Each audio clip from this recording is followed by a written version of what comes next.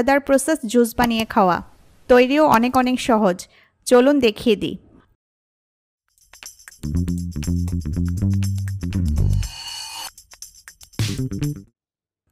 প্রথমে এখানে আমি একটি বাঙ্গি নিয়েছি।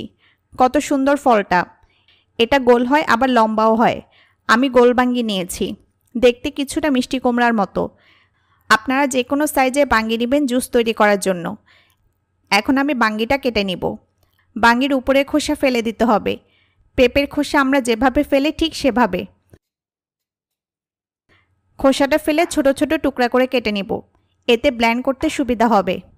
বাঙ্গি ত্বকের বয়সের ছাপ দূর করে। এটি ত্বকের কোষ নষ্ট হয়ে গেলে তা ঠিক করতে সাহায্য করে। ফলে কিন্তু আপনাকে অনেক সতেজ ও তরুণ দেখাবে।